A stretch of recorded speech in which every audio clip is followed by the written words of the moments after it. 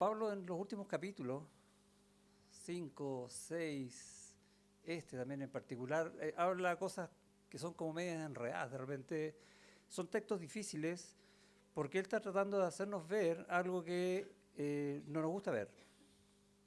Nos resistimos a doblegar nuestro corazón, o si quiere, cambiemos la palabra corazón por orgullo, al Señor, porque somos orgullosos, porque estamos viviendo aún en esta carne que nos tiende, y lo último que dice Pablo en el capítulo 7, con mi mente o con mi alma, si quieres, quiero seguir al Señor, pero mi carne tiende al pecado y estoy en esta lucha. Y a veces el texto nos complica, no solo porque la forma que Pablo tiene de expresar el tema, lo dijimos alguna vez, media legal, ya nos es complicada, pero también en el corazón luchamos con algunas cosas, por lo menos en lo particular. En mi caso, a mí siempre me ha costado los capítulos 7 y 8 de Romanos. El 8 es más fácil, pero a mí en lo particular me cuesta. Ya vamos a ver por qué. El tema de hoy se llama Mi vida sí que es especial, ¿sí o no? ¿Por qué será? Y puse un nudo ahí porque estamos unidos, amarrados, esa es la idea, al Señor. Mi vida es especial porque yo estoy con Él, porque Él está en mí y yo en Él. ¿Quién más tiene eso? Aparte de un creyente, nadie más. Somos súper especiales. Y eso es lo que vamos a conversar hoy día y lo que trata en estos capítulos Pablo. El Señor nos enseña en varias ocasiones de quiénes somos en las Escrituras una vez salvos. Por ejemplo, ya al final de su tiempo, el Señor Jesús va en Mateo 25 a decir, si es que alguien hace algo contra estos hermanos más pequeños, me lo hace a mí. ¿Recuerda ese texto? ¿Y qué está diciendo del creyente que está en Cristo? Que es como Él. O sea, si le haces algo a uno, me lo haces a mí, es porque yo soy Él y Él es yo. Y se está de alguna manera igualando. No es que se esté igualando, está hablando de esta unión que tenemos con Él. En Lucas 9, cuando dice, y todo aquel que quiere venir en pos de mí, recuerda ese texto, ¿no? ¿Qué dice después? Niéguese a sí mismo. Tome su cruz y sígame. Y esta idea de niéguese a sí mismo es que tú no vas a dejar de ser yo. No está hablando de negarse, mira, yo ya no soy yo. No, está hablando de morir al pecado. ¿Sí? ¿Por qué? Porque es la única manera de estar unido con Cristo. Nuevamente está el concepto de unión ahí, y en Juan 11, en la muerte de Lázaro, va a dar una declaración. Yo soy la resurrección y la vida. El que cree en mí, aunque esté muerto, vivirá. ¿Por qué? Y tenemos muchas explicaciones, ¿no? Él tiene el poder de dar vida, Él es el que da salvación, pero también está diciendo, porque ahora va a estar en mí. No importa cómo haya estado, ahora está en mí. ¿Y cómo está alguien en mí, dice Cristo?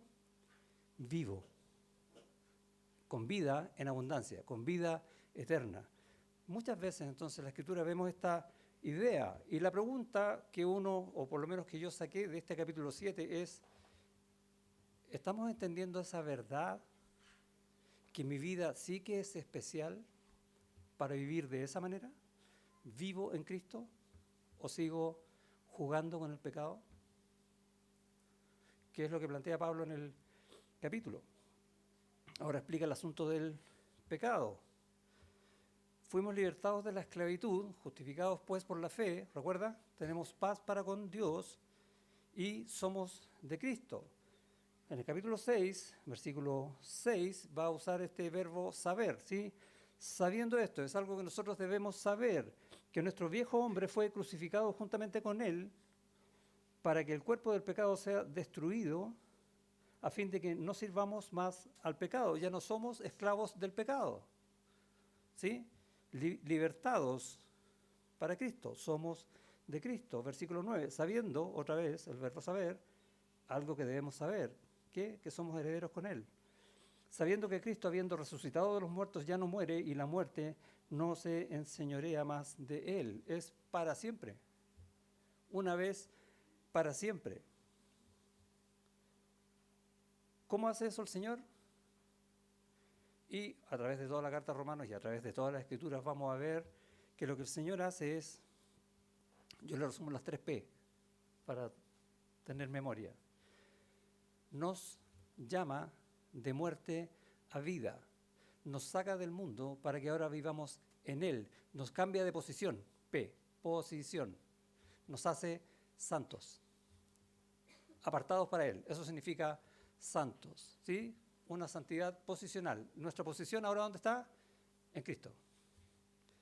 Pero una vez que estamos ahí, y tristemente en muchas iglesias, muchos creyentes quedan satisfechos con eso. Qué rico, el Señor me salvó y ahora voy a esperar lo que sea y vivir como sea hasta que yo esté con Él. ¿Para eso nos salvó? No. Nos salvó con un propósito. ¿Y cuál es ese propósito? Y lo podemos definir de muchas maneras que habla lo mismo. Para su gloria. ¿Y cómo es eso? Bueno, para cambiar nuestro carácter para que sea cada vez más y más como el de Cristo.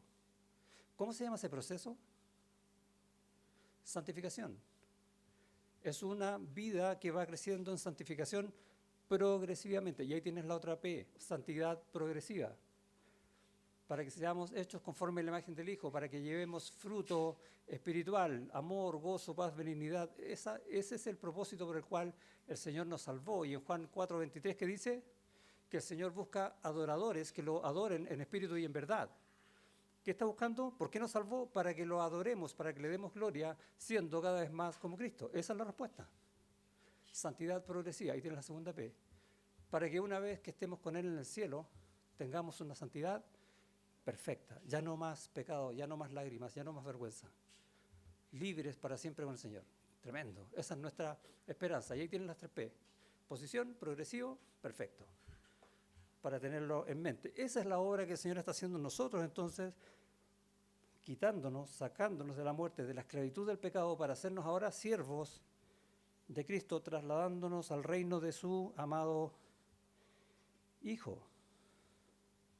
En Romanos capítulo 1, versículo 7, Pablo enseña esta verdad, ¿no? Que dice, le escribe una carta a Roma, a la iglesia en Roma, a todos los que estáis en Roma, amados de Dios, llamados a ser santos, que están en la posición de ser santos. ¿Ok? Tenemos eso.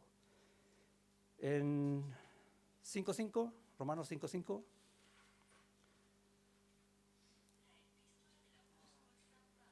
Y la esperanza no avergüenza porque el amor de Dios ha sido derramado en nuestros corazones. Gracias, Señor. ¿Para qué? ¿Para qué nos dio su amor Dios? ¿Cuál fue el mandamiento que dejó el Señor a su iglesia? Para que os améis unos a otros. En esto conocerán todos que sois mis discípulos. ¿Cómo podemos amar como Dios ama? Bueno, Él nos da su amor para que crezcamos en esa manera de vivir, amándonos.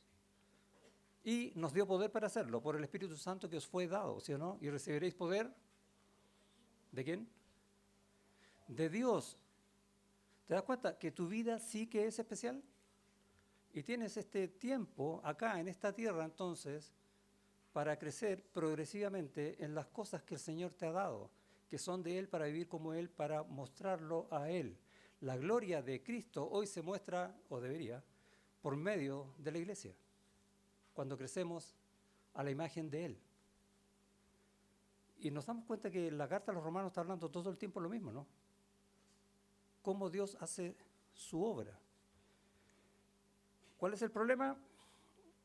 Que nos cuesta quizás no entender intelectualmente el tema, porque podemos leerlo una y otra vez, sino que apropiarnos de esto de manera de vivir de esa manera, o dicho desde otro ángulo, de manera de nunca más vivir de otra manera. Que es lo mismo pero distinto, ¿no? Porque yo voy a vivir la vida que el Señor me da sin dejar de vivir lo otro. No está hablando de eso. ¿Qué decía el capítulo 6, versículo 16? ¿No sabéis que si sometéis a alguien como esclavos para obedecerle, sois esclavos de aquel a quien obedecéis? ¿A quién voy a obedecer? ¿Al pecado o al Señor? ¿Se da cuenta, no? O vivo como el Señor, sin lo otro, o vivo según lo otro, y ahí dejo al Señor. No podemos tener a dos señores, porque amarás a uno y aborrecerás al otro. La misma Escritura nos alerta y nos enseña entonces que Dios se glorifica en pasarnos a nosotros de nada a todo. ¿Lo habías pensado así o no? En Cristo, antes de estar en Cristo, ¿qué éramos nosotros? Nada. Sin Cristo somos nada. Lo único que merecemos es condenación. ¿Qué dice el mundo? Que no, que nosotros lo merecemos todo. Inventó una cosa que se llama los derechos humanos. ¿Han escuchado de eso, no? Y merecemos de todo. ¿Y qué dice el Señor? Lo único que tú mereces es la condenación. Pero una vez en Cristo, ¿qué dice el Señor? Eres coheredero con Cristo de todo. ¿A quién escuchamos entonces? ¿Al mundo o al Señor? Y esas cosas tenemos que ir preguntándonos día a día para ver cómo estoy viviendo la vida que el Señor me dio.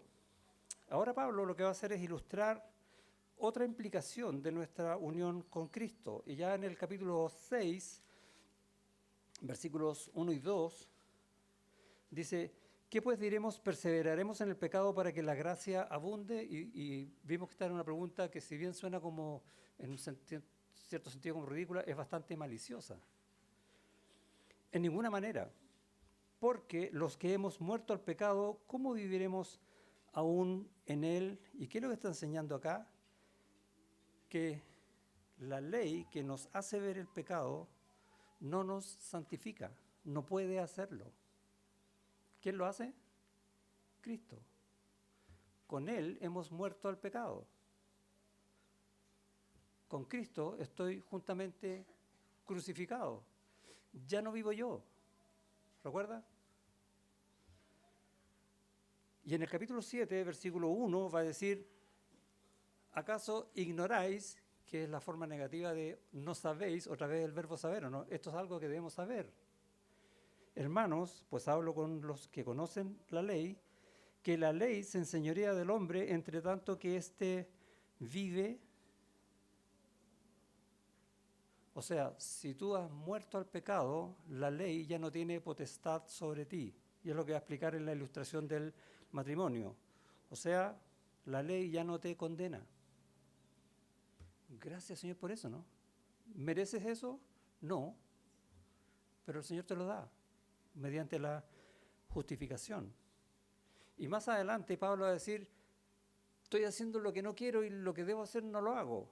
Y no suena como excusa, ¿no? Oye, a mí me pasa lo mismo. No, no es una excusa, está explicando cómo razonamos nuestra vida nosotros. Para mostrarnos que la ley no nos libera del querer pecar. Y por eso hace esta ilustración del matrimonio. Dice en el versículo 2, porque la mujer casada está sujeta por ley al marido mientras éste vive, ¿cierto? Y si el marido muere, queda viuda y es libre de volver a casarse.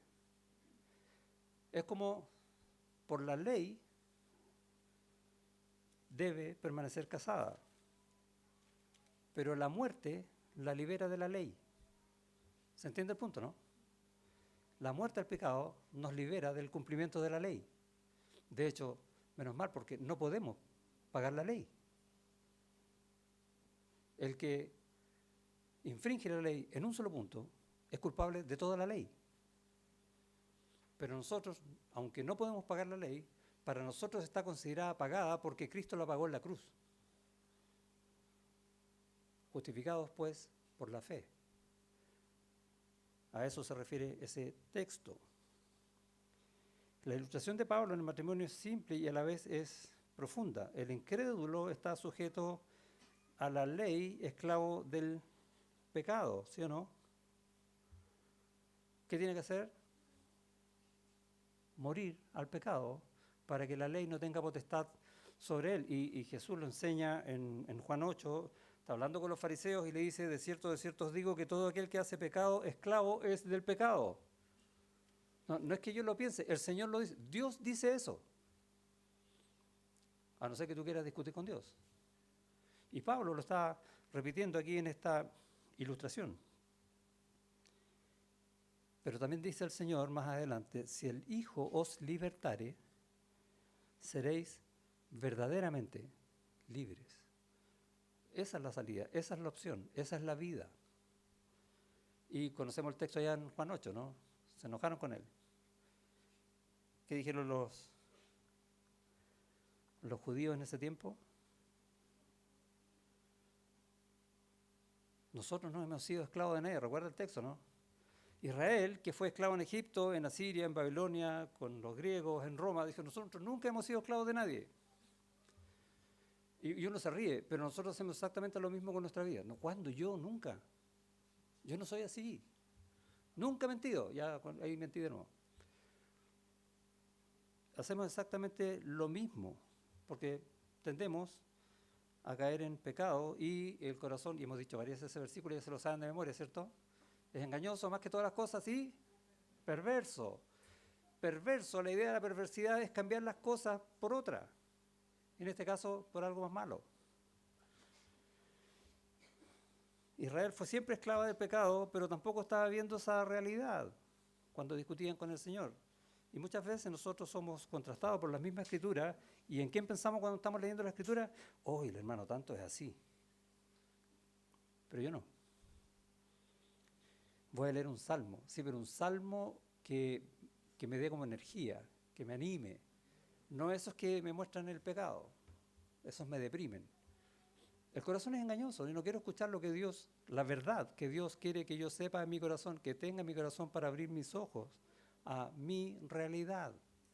¿Cuál es mi realidad? ¿Dónde vivo? En Cristo. Eso es la obra que Él hizo. Eso debería estar haciendo, viviendo en Cristo.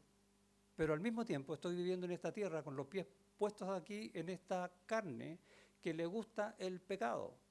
Entonces, de esta vida que yo tengo, ¿qué estoy escogiendo? ¿Mi unión con el Señor o mi tendencia al pecado?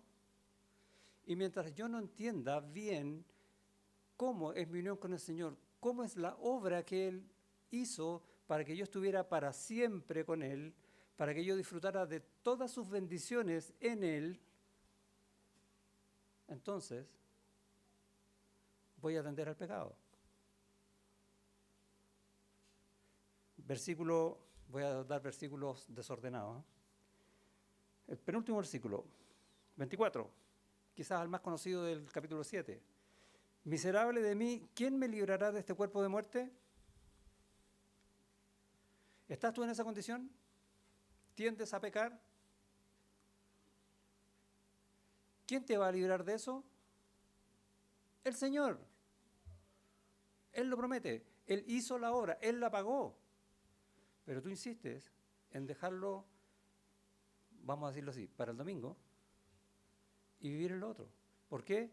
Porque no entiendes todavía bien qué significa la obra real que Cristo hizo en ti para ponerte en Él y que vives en Él, sentados en los lugares celestiales, juntamente con Cristo. Y la palabra juntamente tiene un valor muy grande. Mientras no entendamos esa verdad, obviamente pecar se nos va a hacer súper simple. Pastor, ¿no sabe lo que estoy luchando yo contra este pecado? ¿Cuándo dice uno eso? Cuando el pecado es evidente, pues, obvio, si no me quedo callado, ¿para qué? ¿Sí? ¿Estás luchando realmente con ese pecado? Porque la verdad es una excusa. Estoy luchando con ese pecado, es una mentira para no declarar que tú vives en Cristo y que jamás vas a presentarte ante Cristo con pecado.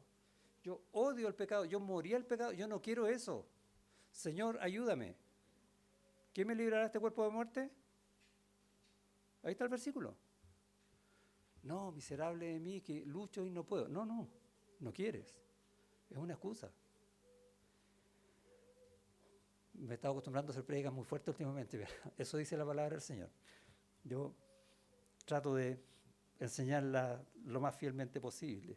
Así como Pablo enseña de esta libertad que tenemos en el Señor, que requerimos entonces morir al pecado. Dice, capítulo 7,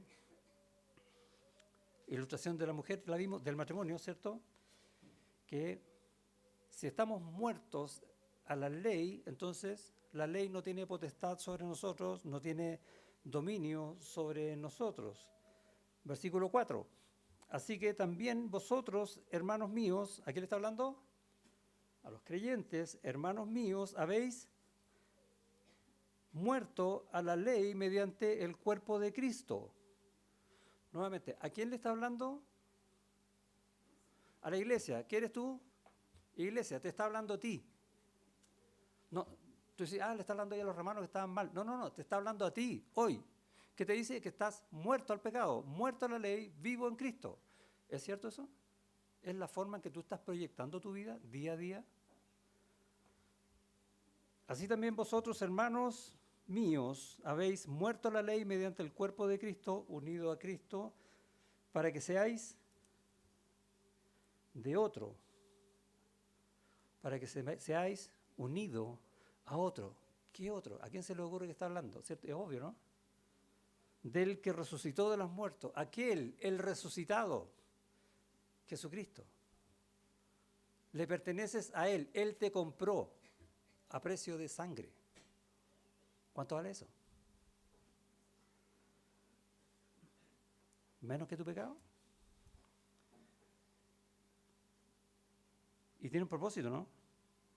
No nos salvó por salvarnos. Dice, a fin de que llevemos fruto para Dios. Esa es nuestra vida. Cuando te hagas esa pregunta, ¿quién soy yo? ¿Qué va a hacer de mí? Anda ahí a Romanos 7:4. Destácalo. Ahí está tu vida. No es otra, es esa. No es y algo más. O es en Cristo, o es en la condenación. Y no hay más vuelta. Pablo enseña esta libertad, que esta libertad entonces requiere morir al pecado, ¿no? Claramente. ¿Por qué morir al pecado? Porque la carne no es enseñable. Dicho de otra manera, los niños se tapan los oídos. Si tú tienes tendencia a la pornografía, no vas a salir solo de eso, porque tu carne tiene esa tendencia y no la vas a poder enseñar. Si tú tienes tendencia a mentir, lo mismo, y podemos seguir enumerando pecados. Tienes que morir a eso. Y el Señor te dio todo para hacerlo. La carne no es enseñable. No es que yo creo que mañana... No. O mueres o estás muerto. ¿Se entiende la diferencia, no? El pecado está a la puerta y llama. Dios lo dijo desde el principio, en Caín. El problema es quién se enseñorea de quién. La ley que sea, no solo la ley de Dios, podemos poner un ejemplo. La ley, por tomar una cosa reciente, nos obliga a votar cada vez que hay una elección, ¿cierto? Ahora, si yo muero, es ridículo el ejemplo, ¿tengo que ir a votar o no? No, estoy muerto. La ley ya no se enseñorea de mí, no tiene potestad sobre mí. ¿Estamos, no? El ejemplo es ridículo, pero para ilustrar eso, que si la ley muestra mi pecado, pero yo muero al pecado, la ley ya no tiene ningún sentido en cuanto a castigarme por el pecado. ¿Sí? La ley, la que sea, solamente tiene jurisdicción cuando uno está vivo. Por eso el ejemplo magistral del matrimonio. No puede alguien en el matrimonio estar con otro porque es adulterio. Solo la muerte de uno de los cónyuges da libertad al otro para volver a casarse. O sea, la muerte te libera de lo que te obliga la ley. Libre de la ley, como decía en el versículo 4, es interesante. Así también vosotros, hermanos míos, habéis muerto al pecado. ¿Dice eso, no? No, dice a la ley. La idea es, mira, ustedes por estar en Cristo están libres de la potestad de la ley. Eso es lo que está diciendo el texto.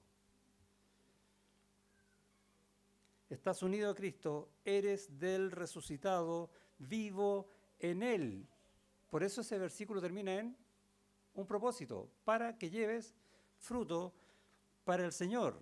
La única forma es estando muerto a la ley. ¿Se entiende la idea, no? ¿Cómo puedo estar yo muerto a la ley? Porque reconozco que si el Señor me salvó, me justificó y me puso en Él, ahora yo vivo para Él, yo soy de Él. Él pagó la ley por mí, yo soy muerto para la ley, vivo para el Señor. Eso está diciendo el texto. Por lo tanto, si yo estoy vivo para el Señor, ¿a quién sigo? ¿A quién obedezco? ¿A quién honro? ¿A quién dedico mi vida? Al Señor. ¿Cuánto pecado hay ahí? Ni uno. Y nos saltamos el capítulo 7, pasemos al 8. Ojalá sea así. Pero no, estamos todavía en este cuerpo que tiende al pecado, cuerpo de muerte, como lo llama Pablo. ¿Para qué demos gloria a Dios que aún siendo pecadores podemos llevar fruto para Dios? Mas el fruto del Espíritu es amor, gozo, paz, paciencia, benignidad. Yo sé que los jóvenes estuvieron este año estudiando qué significa cada uno de estos términos y el alcance que tiene en la vida del creyente, y no es malo estudiarlo cada tanto para decir, ¿realmente mi vida está en función de eso? Fe, mansedumbre, templanza o dominio propio. ¿Y cómo termina ese versículo? Contra tales cosas, ¿qué dice después? No hay ley. ¿Te das cuenta por qué dice contra tales cosas no hay ley? Porque estás en Cristo. Estás muerto a la ley. ¿Cómo define estar en Cristo Gálatas 5? Por el fruto. El árbol bueno, ¿qué frutos da? Por sus frutos los conoceréis. Y empezamos a juntar la Escritura, ¿no? Entonces decimos, ¿cómo debe ser nuestra vida en Cristo? ¿Cómo dice la Escritura? Así de simple. Buenos frutos, porque somos hechura suya, creados en Cristo Jesús, nueva criatura. Ahora, en Cristo. ¿Para qué? Para buenas obras, las cuales Dios preparó de antemano para que anduviésemos, para que vivamos en ellas. ¿Qué buenas obras? ¿Servir en la iglesia? ¿Estará hablando de eso? En parte sí, pero ¿qué está hablando en realidad cuando dice buenas obras? Fruto espiritual. Creados en Cristo Jesús para que tengas fruto.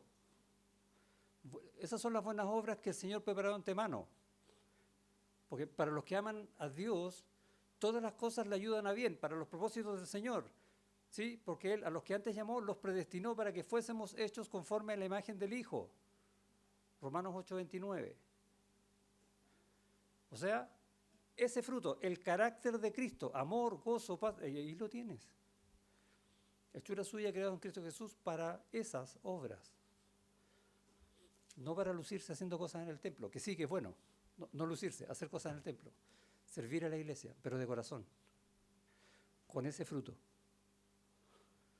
Esa es la manera, no hacerlo para que digan, qué buen hermano, buen siervo y fiel. No, el Señor cuando te dice buen siervo y fiel es porque está viendo lo que hay en tu corazón, no si estás barriendo o no.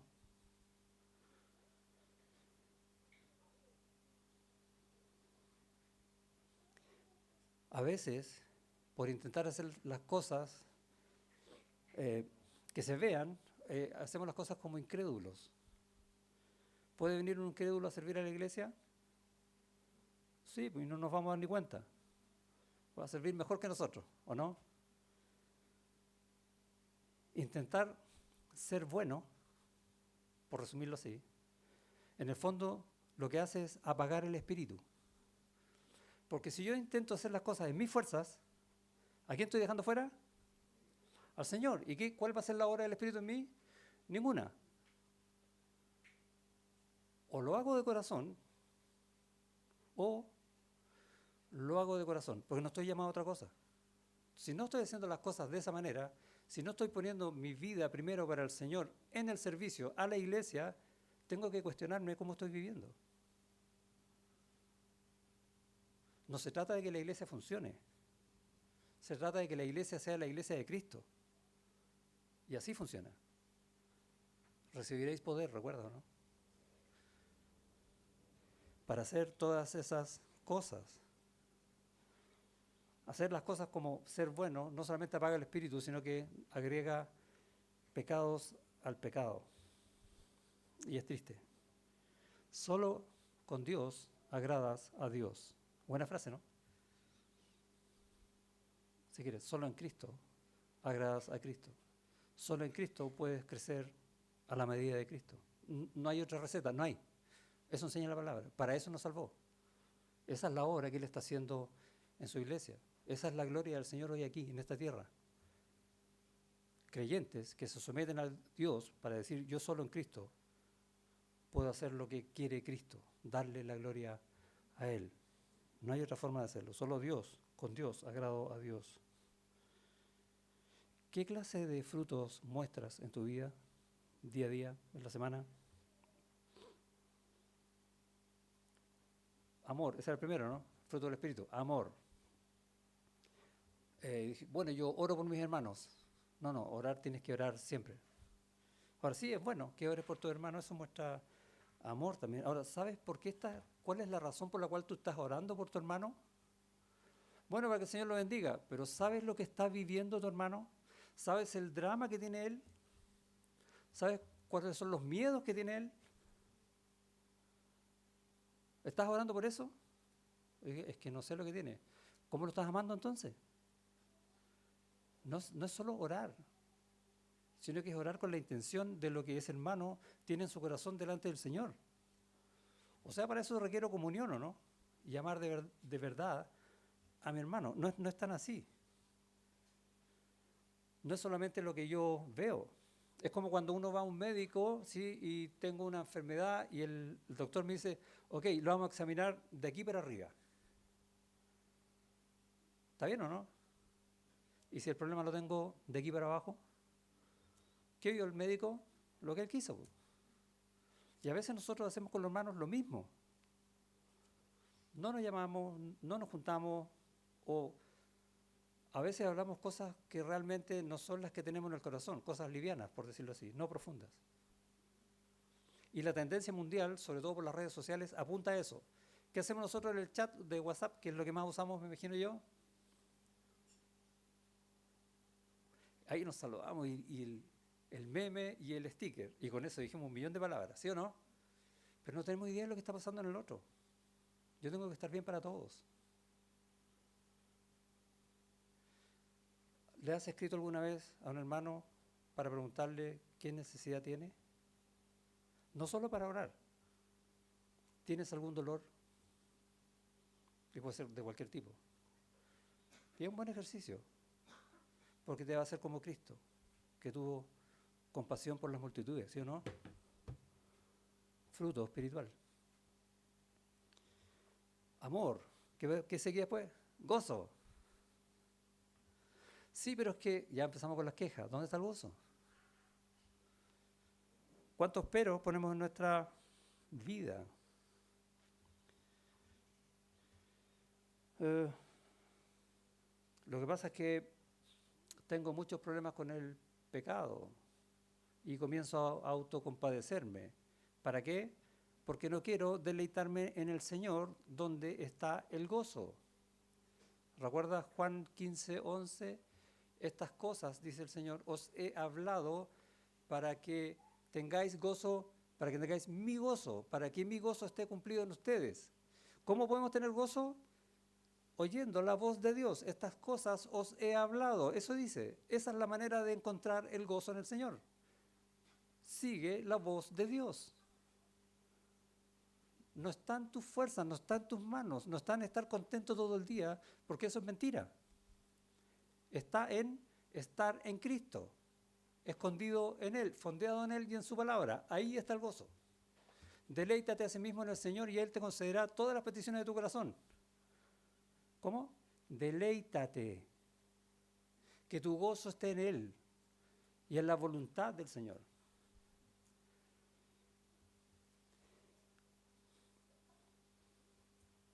Mi drama y eso es lo que presenta Pablo haciendo las veces de cada uno de nosotros, es que tengo un problema, soy pecador. Y es lo que va a comenzar a decir después.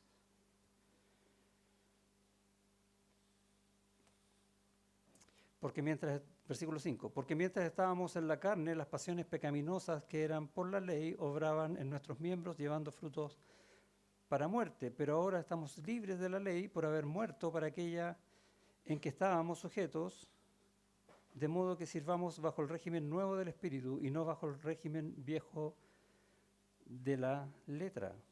O sea, ahora tenemos que vivir por gracia. ¿Qué diremos pues? La ley no es pecado, la ley lo que hace es mostrar el pecado, es lo que va a hablar en el versículo 7. Y es interesante el pecado que él nombra. Yo por ahí alguna vez escuché y dije, Pablo reconoció que él era codicioso. No lo dice por eso. Mira, ¿qué diremos pues? ¿La ley es pecado? En ninguna manera, porque yo no conocí el pecado sino por la ley. No hurtarás, ¿sí? No mentirás. Tenemos 631 mandamientos acerca de no hacer pecado. Seguimos, ¿no? No meterás los dedos en el enchufe. Eso lo decimos a un niño chico. ¿Y qué hace el niño chico? Dedo en el enchufe. ¿Qué está haciendo la ley? Junto con mostrarnos el pecado, llega a nuestro corazón que busca rebelarse contra eso. Meter los dedos en el enchufe. Si yo no conociera lo que no hay que hacer, ¿se acuerdan de Adán y Eva, no? ¿No comerás del fruto del árbol del bien y del mal? Si Dios no le hubiese dicho nada, habría comido el fruto, ¿no? Interesante pregunta. Disco pare. Miramos por los lados, no viene nadie. Paramos, ¿no? ¿Para qué si estoy apurado? Pero si está igual lento. No, dice pare. ¿Pero por qué tengo que parar si no venía nadie? ¿Quién determina la ley? ¿La ley o tú? La ley nos muestra cuán rebeldes somos. Y somos rebeldes. Y eso es lo que está planteando Pablo acá. Porque tampoco, y este es el pecado que usa, porque tampoco conociera la codicia si la ley no dijera no codiciarás.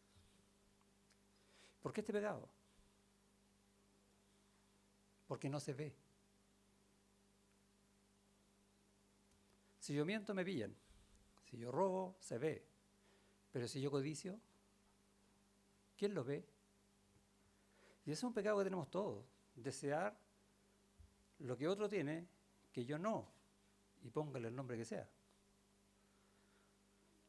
Por eso pone la codicia. No es porque él esté pecando, y probablemente sí estaba pecando de eso como todos nosotros. Pero nos hace ver eso. La codicia hace que el pecador tenga tal celo por tener eso que no va a oír consejos. No, hombre, no te conviene. Ya, ok, pero igual no me lo saco de la cabeza ni del corazón. Es que yo quiero eso. Sueño con eso.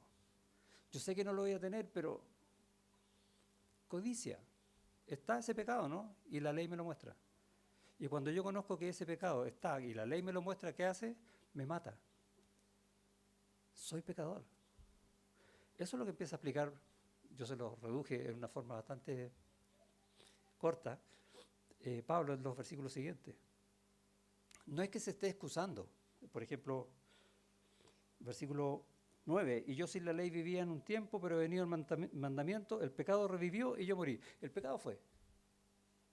Y tendemos a leer el texto así, ¿o no? La mujer que me diste, consecuencia de un pecado. No es la mujer, es mi pecado. Acusar a otro. Y pareciera que Pablo está haciendo eso. No, está diciendo, la ley te muestra lo que tú no quieres reconocer. Y lo que tienes que reconocer es que te mató. Porque tiendes a hacerlo. Versículo 11. Porque el pecado tomando ocasión por el mandamiento me engañó y por él me mató. Es que el pecado fue, sí, pero ¿quién es el pecador? ¿Quién es el que lo tiene? Eres tú. Ponle un yo a eso. Porque yo peco y yo muero por causa de ese pecado. ¿Quién me saca de eso? ¿quién me librará de este cuerpo de muerte? Es lo que está enseñando Pablo. El Señor. ¿Y cómo? Unido a Él, otra vez. Tengo que entender esa verdad, ¿o no? Tiendo a hacer las cosas en mis manos. Podría haberlo hecho de mejor manera. Quizás si hubiese dicho esto en vez de esto otro. Y vivimos de eso, ¿no? ¿Y qué dice el Señor? No eres tú porque tú no tienes la fuerza. Soy yo cuando tú estás en mí. Yo tengo el poder. Yo te libro de la ley. Yo te libro del pecado. O sea, aprende a vivir en mí. Y es fácil decir cuántas veces dice Pablo que estamos en Cristo en sus cartas. Casi todas las veces, a cada rato. Y lo leemos y lo leemos y lo leemos. La pregunta es, ¿y lo vivimos? Eso ataca el capítulo 7, aunque no está diciendo específicamente eso. Pero eso es lo que está hablando desde el capítulo 5 y va a terminar en el capítulo 8 hablando exactamente de lo mismo. O vivimos en la carne o vivimos en el espíritu. Y no hay más. O estamos en Cristo o estamos en Cristo.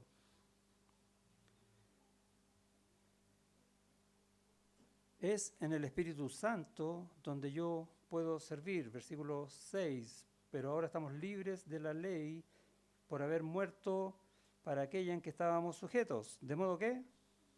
¿Cómo tenemos que servir ahora? Bajo el régimen del Espíritu, en vida nueva, no cumpliendo la ley, no, ¿cómo dice? El régimen viejo de la letra. No, ya no eso. La ley es la única forma en que puedo llevar fruto, es en el Espíritu Santo. No por la ley que el pecado infringe. Versículo 12. De manera que la ley es la verdad es santa y el mandamiento santo, justo y bueno. Y yo infrinjo eso cuando peco.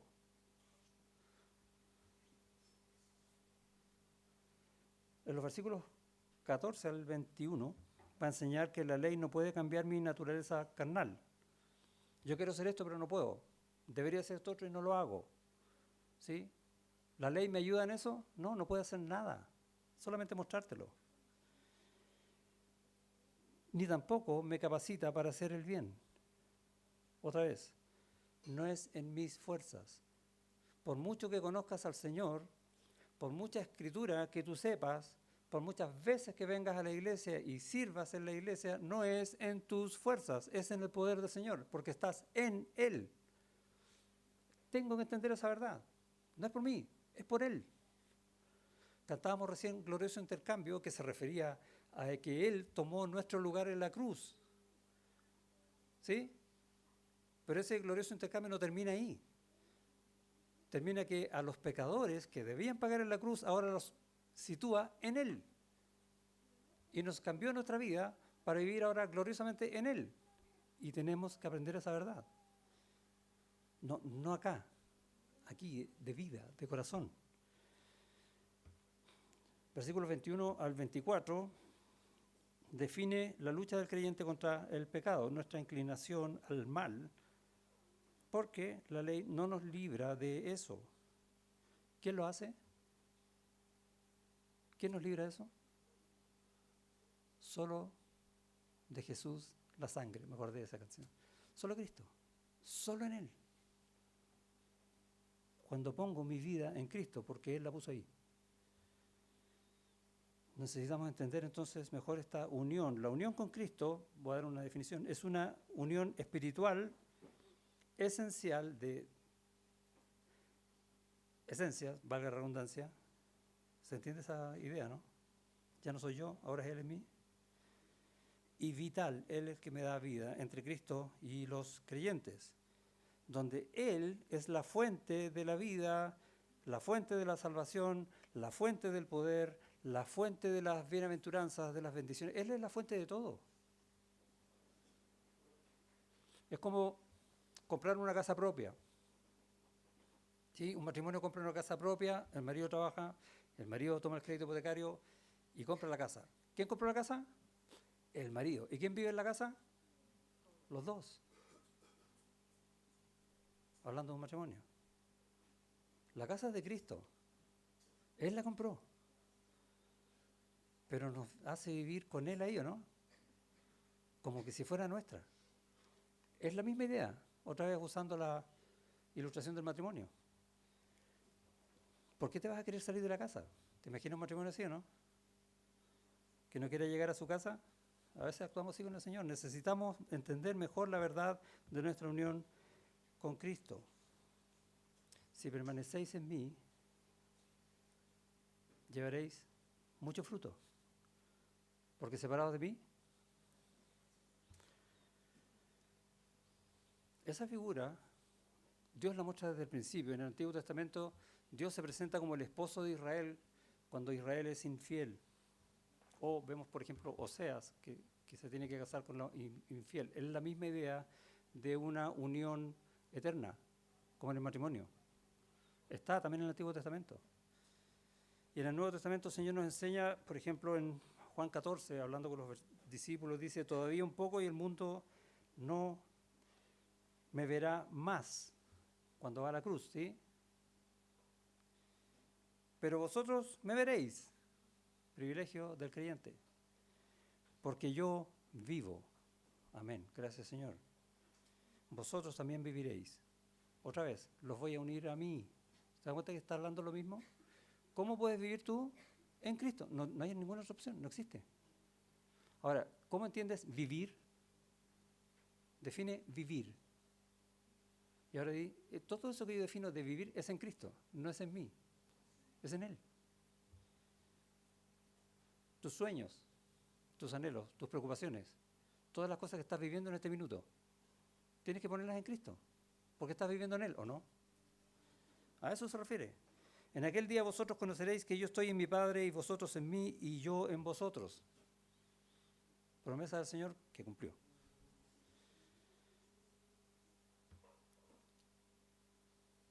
Y si el espíritu de aquel que levantó de los muertos a Jesús mora en vosotros, unión. Otra vez, ¿o no? Romanos 8:11. Muchos textos van a hablar de eso. Con Cristo estoy crucificado. ¿Cómo? Juntamente. Esa palabra es espectacular. Juntamente estoy con Él, estoy en Él. No es que Cristo murió, yo también tengo. No, no, no. Es en Él, es con Él, no es separado de Él. Si no, no.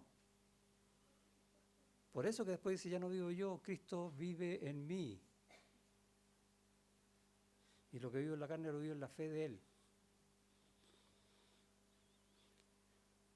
O en Efesios 2. Y Él os dio, estando nosotros muertos en delito y pecado, ¿cierto? Y dice, y Él os dio vida juntamente con Él.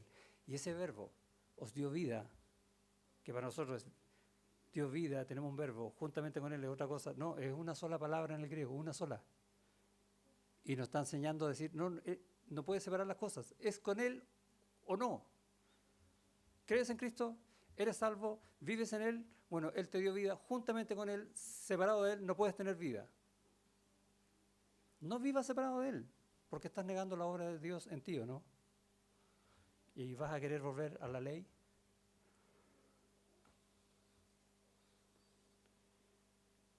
Versículo 24, miserable de mí, ¿quién me librará de este cuerpo de muerte? El que me da la vida. Gracias doy a Dios, y ahí está la respuesta. Por Jesucristo, Señor nuestro. Así que yo mismo con la mente sirvo a la ley de Dios, eso es lo que yo entiendo. ¿Estás entendiendo eso ahora, no? Y ahora, la otra parte del versículo, ponlo en signo de interrogación. Ya está la pregunta. ¿Más con la carne sirves a la ley del pecado?